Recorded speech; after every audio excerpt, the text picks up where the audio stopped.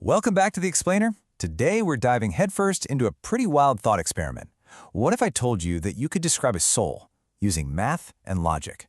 We're about to take that idea and apply it to one of the greatest anime ever, Bleach. I know. It sounds a little out there, right? But just roll with it for a second. We're going to use this really cool framework to see if we can model the soul. And we're using Ichigo Kurosaki's incredible journey as our test case. This is going to be fun. So, here's our roadmap. First, we'll look at Ichigo's inner world. Then, we'll try to get our heads around the logic of his most powerful enemy. After that, we'll track how he evolves, and finally, we'll explore what the soul's ultimate final form might look like. Let's get into it. All right, Section 1, a soul's fixed point. We're going to start with something that every single Bleach fan knows, the very core of Ichigo's identity, his relationship with Zangetsu.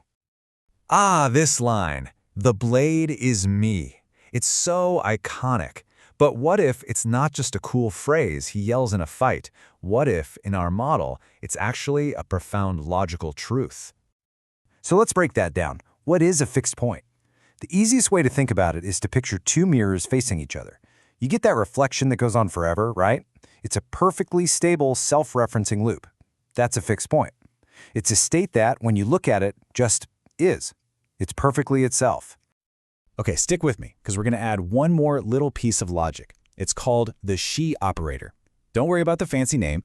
All it means is the act of looking at yourself. It's the system observing itself. So you reach a fixed point when the act of looking in the mirror doesn't change the reflection you see.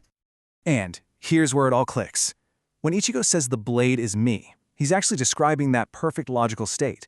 His entire being, the crazy mix of Soul Reaper, Hollow, Quincy, all of it, finds its absolute balance in Zangetsu. When Ichigo observes himself, he sees his blade. They're a single, stable, self-consistent system. Pretty cool, right? So Ichigo finds this perfect inner stability. Great. But what happens when someone comes along who can just break reality? Let's talk about Yhwach and his absolutely terrifying power, the Almighty. I mean, seriously, this power is just completely broken. He doesn't just predict the future. He looks at every single possible future like a menu and just picks the one he wants. How in the world do you even fight that? Well, to figure it out, we've got to map it out, using something called causal consistency theory. The best way to visualize this is like a massive, branching decision tree in a video game.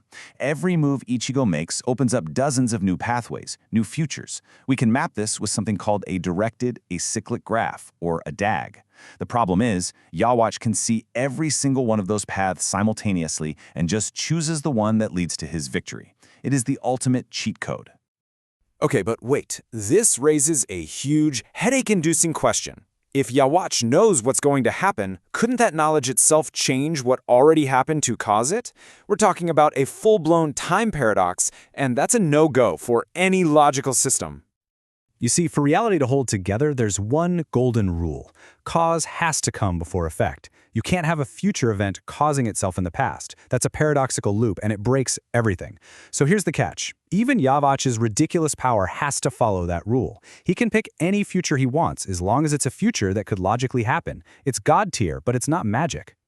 So, if you can't beat Yhwach at his own game, what do? This is where things get really interesting. Ichigo can't just get stronger. To defeat a system that controls every possible outcome, he has to quit playing the game entirely. He has to jump to a whole new level of existence. You can think about this using a kind of hierarchy. At level 0, you've got the individuals, right? Ichigo, Zangetsu. At level 1, you have their attributes like power and speed, but at level 2, you start talking about the very nature of that power. Each level is a higher plane of abstraction, a more fundamental way of looking at the universe. And this is the absolute game changer. Ichigo's big transformations, they're not just him getting a higher power level. He's fundamentally changing the rules of his own existence. He's jumping up the hierarchy.